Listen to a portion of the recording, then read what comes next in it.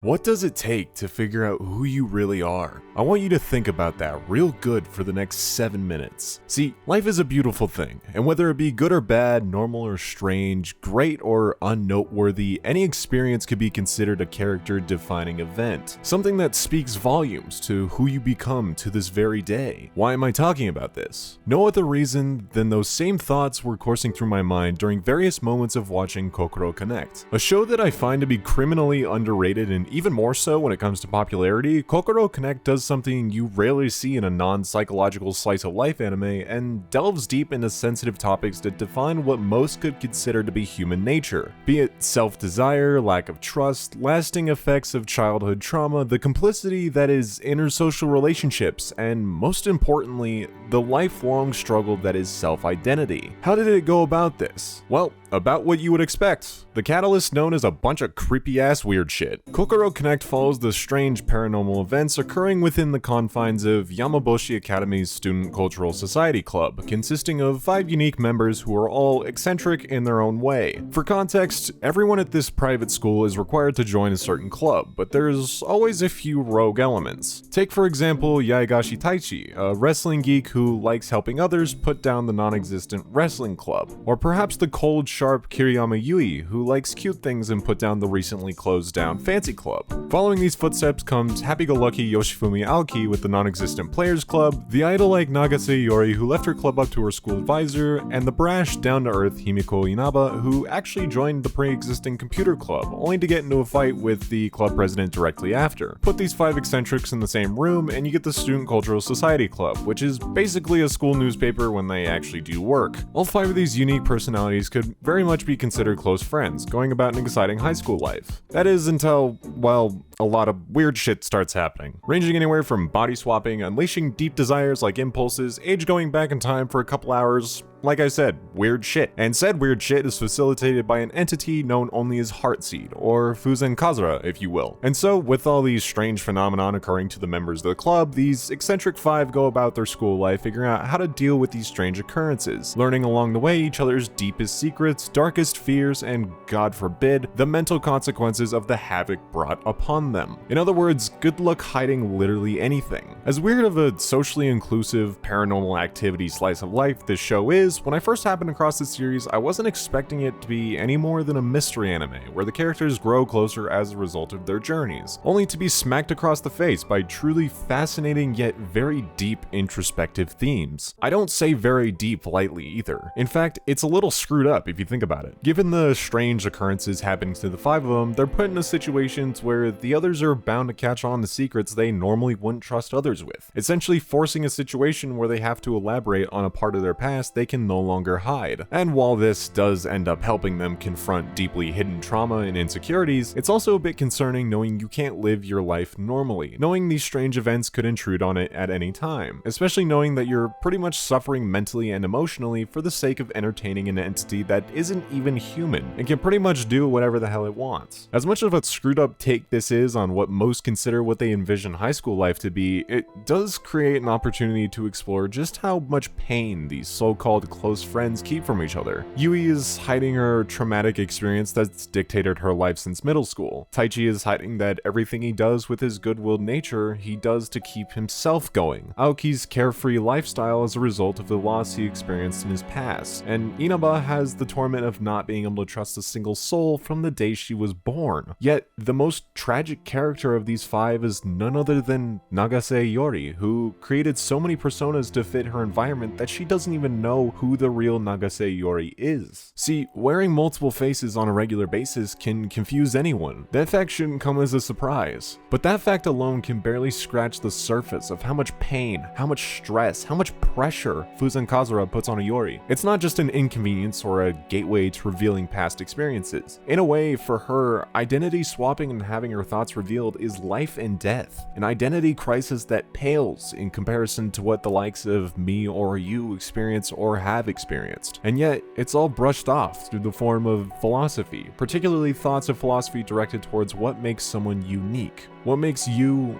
you? Is it your appearance, your behavior, your attitude, your beliefs? Perhaps it's none of them. Perhaps it's all of them. Regardless, there's always some set of characteristics and experiences that define someone for who they are. Yet, that line begins to blur the longer you lie to the people around you, to yourself, about who you are. So that finally begs the question, what does it take to figure out who you really are? Is it introspective thought? Is it finding the you that lives in others? Is it the aforementioned characteristics that have shaped your behavior in the past? Or perhaps all it takes to begin that journey is asking yourself one thing. You may have asked yourself before. You may never really had to ask. You may even be thinking it right now. You may be thinking to yourself this as you dive down the rabbit hole that is desperately searching for an answer. You may be thinking to yourself, who am I?